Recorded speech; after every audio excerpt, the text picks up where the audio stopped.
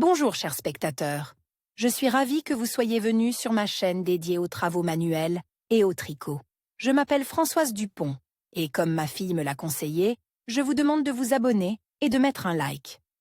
Passons maintenant au sujet de la Il vidéo. arrive souvent que le chargeur soit hors d'usage et que l'on ne puisse pas en acheter un nouveau, ou que l'on n'ait tout simplement pas le temps de le faire. Un chargeur peut être nécessaire pour n'importe quel usage, qu'il s'agisse de charger un téléphone ordinaire ou la batterie d'une voiture. En outre, lorsque la batterie de la voiture est déchargée, il n'est pas toujours possible de la recharger à partir d'une autre voiture. Il vous faut alors un appareil qui vous permette de charger la batterie à partir d'une prise de courant ordinaire, ou mieux encore, un chargeur de batterie. Le coût de tels produits n'est pas bon marche, c'est pourquoi de nombreuses personnes se demandent comment fabriquer un chargeur de démarrage de leurs propres mains. Compte tenu de l'article caractéristique du chargeur de démarrage de la voiture. Un chargeur de voiture, qui vous permet de démarrer le moteur presque immédiatement, sans charger longuement la batterie, devrait avoir les paramètres suivants, fournir un courant de sortie de 100 A, ou mieux encore de 2 cents à fournir un courant de sortie de 1200 cents. Avoir de l'autonomie, supporter les fluctuations de tension. La particularité du dispositif de démarrage et de charge est qu'au démarrage, le moteur nécessitait une charge énergétique assez puissante, mais lorsque le moteur commence à tourner de manière autonome et alimente le générateur en énergie, la consommation de courant diminue immédiatement de moitié, et c'est alors le générateur lui-même qui commence à alimenter la voiture. C'est pourquoi de par leur conception, ces dispositifs se distinguent par des principes de fonctionnement différents. Sur le transformateur, alimente par une batterie ou un accumulateur. Le condensateur pour une production artisanale. Les produits les plus intéressants sont les transformateurs, qui sont les plus simples non seulement en termes de production, mais aussi en termes d'utilisation.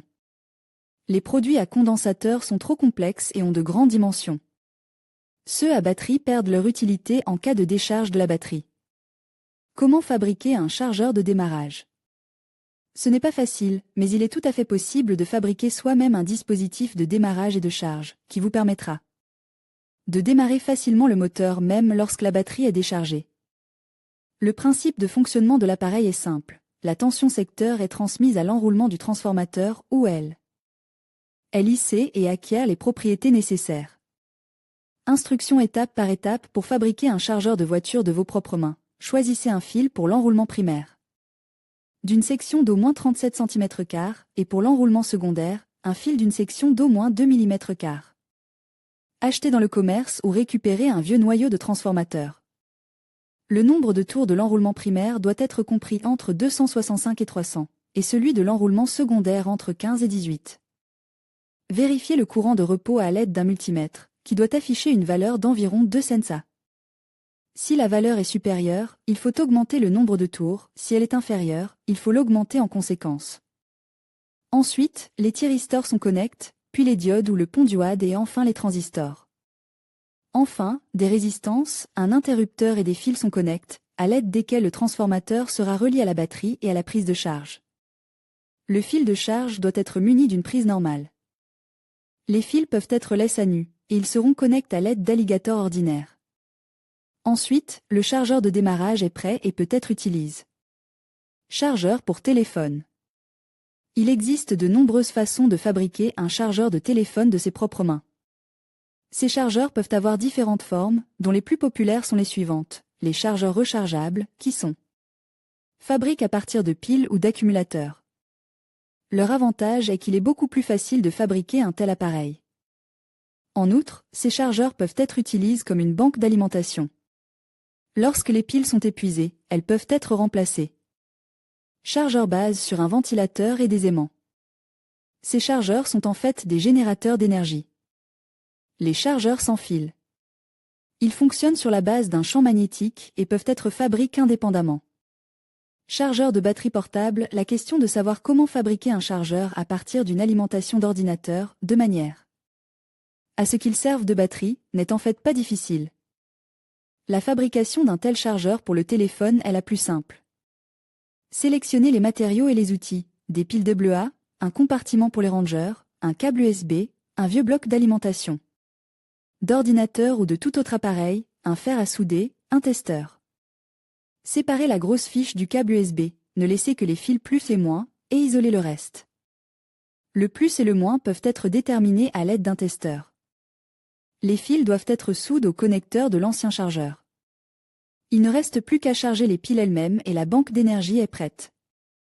Chargeur fabrique avec un ventilateur et des aimants. Un tel chargeur peut non seulement fournir de l'énergie au téléphone, mais aussi en générer. Instruction étape par étape, sélectionnez les outils et les matériaux, des aimants fins, un ventilateur provenant d'un vieil ordinateur. Un cordon, un fer à souder, de la colle. Vous devez coller les aimants aux pales du ventilateur. C'est pourquoi il est important qu'ils soient fins et qu'ils n'empêchent pas les pales de tourner. L'un des aimants doit être fixe dans l'angle du dessin, l'angle devant être opposé à l'endroit où les fils sont attachés. Le câble du téléphone est relié au fil du ventilateur, et il est important de respecter la polarité. Sur le côté oppose de l'aimant d'angle, mais pas dans l'angle où les fils sont attachés, fixez 3 autres aimants. Le ventilateur devrait alors fonctionner. Si ce n'est pas le cas, il faut le faire tourner. Lorsque le ventilateur fonctionne, le téléphone peut être rechargé immédiatement. Chargement sans fil. Les chargeurs sans fil ne sont pas bon marche. C'est pourquoi la question se pose souvent de savoir comment fabriquer un chargeur de téléphone de ses propres mains. Tout chargeur sans fil fonctionne sur la base de champs magnétiques. Le courant dans le champ est transmis à partir de la bobine principale. Un tel chargeur peut être assemblé et fabriqué manuellement, et il peut recevoir le courant même d'un téléphone ordinaire. Instruction étape par étape, sélectionnez les matériaux et les outils, un fil de cuivre d'un diamètre de 1 mm, un cadre d'un diamètre de 5 à 7 cm, de la colle, un fer à souder, un condensateur, des résistances et des transistors, un vieux chargeur de téléphone portable ou une alimentation électrique provenant d'un ordinateur. Enroulez le fil en spirale sur le cadre. Il faut faire au moins 25 tours. Ensuite, vous devez créer un générateur d'impulsion. Il est créé à partir du chargeur et de la carte où sont placés le condensateur, les résistances et les transistors. Le chargeur est ensuite connecté à la bobine. Lors de la soudure des fils, il est important de respecter la polarité.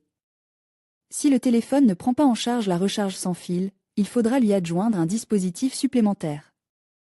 Il est constitué d'une bobine similaire avec un fil de cuivre, mais ici, vous devrez faire au moins 30 tours. Un récepteur compose d'un condensateur, de 2 diodes et d'un stabilisateur de tension et connecte à la bobine. Un fil téléphonique est connecté au récepteur. Le récepteur peut alors être branché sur le téléphone, et le téléphone lui-même sera chargé par le chargeur sans fil. Avantages et inconvénients des chargeurs artisanaux. Ces chargeurs ont leurs avantages et leurs inconvénients. Les principaux avantages des chargeurs faits maison sont les suivants. Faible coût des pièces et du produit lui-même. Il est possible de réaliser n'importe quel modèle. La plupart de ces appareils peuvent être portables et ne nécessitent même pas d'être branchés sur une prise de courant. Les inconvénients de ces produits sont les suivants. Faible vitesse de chargement. Apparence peut soigner risque accru de casse ou de dysfonctionnement. Quoi qu'il en soit, créer soi-même des chargeurs est non seulement rentable, mais aussi très intéressant.